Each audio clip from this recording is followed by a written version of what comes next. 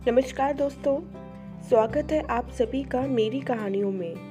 मैं हूँ शिखा और एक बार फिर से आपके लेकर आई हूँ एक नई कहानी और उम्मीद करती हूँ कि ये कहानी भी बाकी कहानियों की तरह आपको बेहद पसंद आएगी। पसंद आए तो चैनल को सब्सक्राइब करना मत भूलिएगा। इसके अलावा आप मुझे इंस्टाग्राम पर भी फॉलो कर सकते हैं। मेरी इंस्टाग्राम आईडी डिस्क्रिप्शन बॉक्स में है।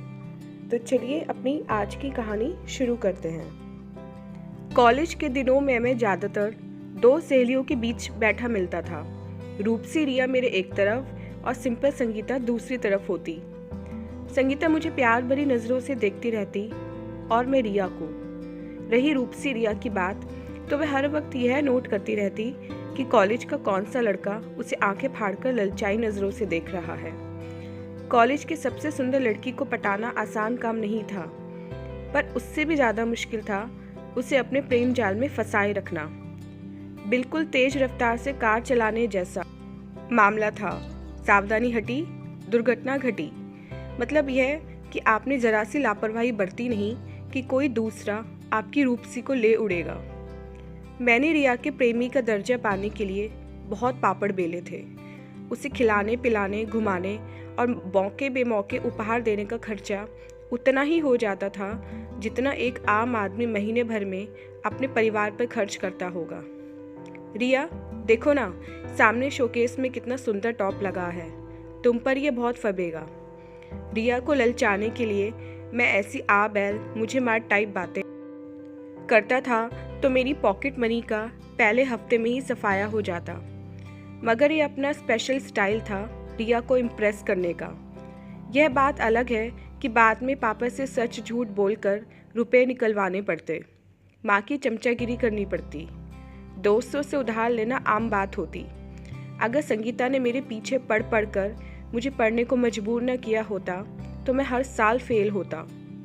मैं पढ़ने में आनाकानी करता तो वह झगड़ा करने पर उतर आती। मेरे पापा से मेरी शिकायत करने से भी नहीं चूकती थी। तू अपने काम से काम क्यों नहीं रखती है? मैं जब कभी नाराज होकर उस पर चिल्ला उठता तो वह हंसने लगती थी। अमित, तुम्हें फेल होने से बचाकर मैं अपना ही फायदा कर रही हूँ। उसकी आंखों में शरारत नाच उठती थी। वह कैसे? अरे, कौन लड़की चाहेगी कि उसका पति ग्रेजुएट भी ना हो? हम दोनों के आसपास कोई ना होता तो वह ऐसा ही उलझुल जवाब देती। मुझे पाने के सपने मत देखा कर। मैं उसे डपट देता तो वह भी मुस्कुराने लगती। मेरा यह सपना सच होकर रहेगा। मन की इच्छा व्यक्त करते हुए उसकी आंखों में मेरे लिए जो प्यार के भाव नजर आते, उन्हें देखकर मैं गुस्सा करना भूल जाता और उसके सामने से खिसक लेने में ही अपनी भलाई समझता। कॉलेज की पढ़ाई पूरी हुई तो मैंने रिया से शादी करने की इच्छा जाहिर कर दी। उसने मेरी हमसफर बनने के लिए तब अपनी शर्त मुझे बता दी। अमित, मैं एक बिजनेसमैन की पत्नी बनकर खुश नहीं रह सकूंगी और तुम अब अपने पापा का बिजनेस में हाथ बटाने जा रहे हो। मेरा हाथ चाहिए तो आईएएस या पुलिस ऑफिसर बनो। एमबीए करके अच्छी जॉब पालोगे तो भी चलेगा। उसकी इन बातों को सुनकर मेरा मन एक बार को बैठ ही गया था। मगर प्यार में इंसान को बदलने की ताकत होती है। मैंने आईएएस की परीक्षा देने का हौसला अपने अंदर पैदा किया। कई सारे किताबें खरीद लाया। अच्छी कोचिंग कहाँ से मिलेगी, इस बारे में पूछताछ करनी शुरू कर दी। संगीता को जब ये जानकारी मिली तो हंसते हंसते उसके पेट में बल पड़ गए। बोली, अमित, क्यों बेकार के झंझट में पड़ रहा है?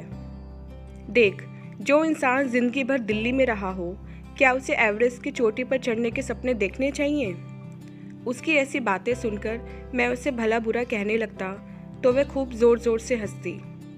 वैसे संगीता ने मेरी काबिलियत को सही पहचाना था। सिर्फ 2 हफ्ते किताबों में सिर खपाने के बाद जब मुझे चक्कर से आने लगे तो आईएएस बनने का भूत मेरे सर से उतर गया। ज़्यादा पढ़ना लिखना मेरे बस का नहीं है रिया। बस मेरी इस कमज़ोरी को नज़रअंदाज करके मेरी हो जाओ ना। रिया से ऐसी प्रार्थना करने से पहले मैंने उसे महंगे गॉगल्स गिफ्ट किए थे। ठीक है, you are very sweet Amit. नया चश्मा लगाकर उसने इतराते हुए मेरी बनने का वादा मुझसे कर लिया। इस वादे के प्रति अपनी ईमानदारी उसने महीने भर बाद अमेरिका में खूब डॉलर कमा रहे एक सॉफ्टवेयर इंजीनियर से चट मंगनी और पट शादी करके दिखाई। उसने मेरा दिल बुरी तरह तोड़ा था। मैंने दिल टूटे आशिक की छवि को ध्यान में रख फौरन दाढ़ी बढ़ा ली और लक्ष्यहीन सा इधर उधर घूमकर समय बर्बाद करने लगा।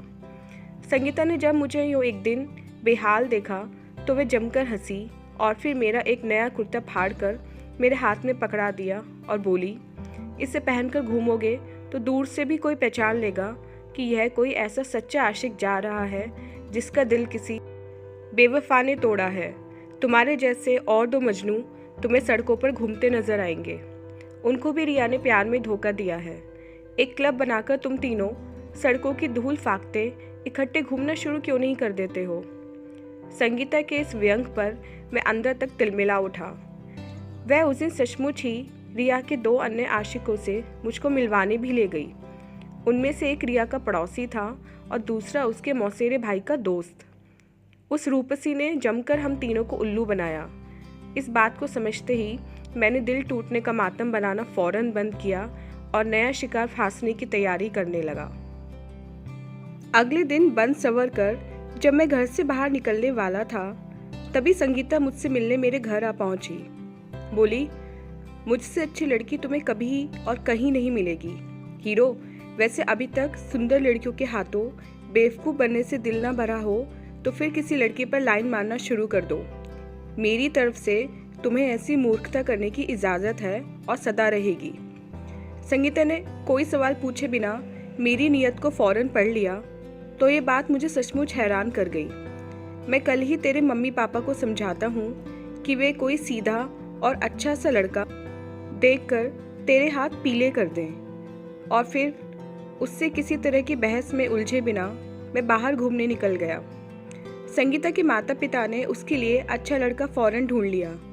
उस लड़के को मेरे मम्मी पापा ने भी पास कर दिया तो महीने भर बाद ही मेरी उसके साथ सगाई हो गई और उसके अगले हफ्ते वह दुल्हन बनकर हमारे घर आ गई। मेरे दोस्तों ने मुझे इस रिश्ते के लिए मना करने को बहुत उकसाया था पर मैं चाहते हुए भी इनकार नहीं कर सका। मेरी शादी तुम्हारे साथ ही होगी। संगीता प्यार भरे अपनेपन व आत्मविश्वास के साथ ये बात कहती थी और अंत में उसका कहा ही सच भी हुआ। इसमें कोई शक नहीं कि वह मुझे बहुत प्यार करती है और मेरी सच्ची शुभचिंतक है। बहुत ध्यान रखती है वह मेरा। वह ज़्यादा सुंदर तो नहीं है पर उसके पास सोने का दिल है। उसका सबसे बड़ा गुण है मेरी किसी भी गलती पर नाराज़ होने के बजाय सदा हंसते मुस्कुराते रहना। उसकी हंसी में कुछ ऐसा है जो मुझे उसी पल तनाव मुक्त कर शांत और प्रसन्न कर जाता है। वह मुझे दिल से अपना पसंदीदा हीरो मानती है मगर मेरी दुम शादी के बाद भी टेढ़ी की टेढ़ी ही रही है। सुंदर लड़कियों पर लाइन मारने का कोई मौका मैं अब भी नहीं चूकता हूँ पर संगीता की नज़रों से अपने इन हरकतों को बचा पाना मेरे लिए संभव नहीं। फला युवती के साथ चक्कर चलाने की कोशिश कर रहे हो ना? वह मेरी हरकतों को पढ़ लेने के बाद जब भी मुस्कुराते हुए ये सवाल सीधा सीधा मुझसे पूछती है तो मैं झूठ नहीं बोल पाता हूँ। ऐसे ही ज़रा हंस बोल कर टाइम पास कर रहा था। चूँकि वह मेरी फ्लर्ट करने की आदत के कारण मुझसे कभी लड़ती झगड़ती नहीं है इसलिए मैं उसे सच बात बता देता हूँ। अपनी हॉबी को टाइम पास करना मत कहो जी। अब लगे हाथ यह भी बता दो कि किस चीज़ को गिफ्ट करने का लालच देकर उसे अपने जाल में फंसाने की कोशिश कर रहे थे रोमियो के नए अवतार जी। वह मेरी लड़की पटाने की तरकीबों को शुरू से ही पहचानती है। उसका मनपसंद सेंट। मैं झेपी सी हंसी हंसते हुए सच्चाई बता देता। उस पर क्यों रुपए बर्बाद करते हो स्वीटहार्ट? मैं मौजूद हूँ ना लड़कियों को गिफ्ट करने की तुम्हारे अंदर उठने वाली खुजली को मिटाने के लिए। कल चलते हैं मेरा मनपसंद सेंट खरीदने। तुम्हारे पास पहले से ही सेंट की दर्जनों बोतलें हैं। मैं हल्का सा विरोध करता तो वह खिलखिलाकर हंस पड़ती। सेंट ही क्यों, तुम्हारी लड़कियों को दाना डालने की आदत के चलते मेरे पास कई सुंदर ड्रेसेस भी हैं, ज्वेलरी भी, 3 रिस्ट वॉच, 2 जोड़े गॉगल्स और न जाने कितनी महंगी चीज़ें इकट्ठी हो गई हैं मेरे धन्ना सेठ। मैं तो अक्सर कामना करती हूँ कि लड़कियों से फ्लर्ट करने के मामले में वह तुम्हारी टेढ़ी दुम कभी सीधी ना हो।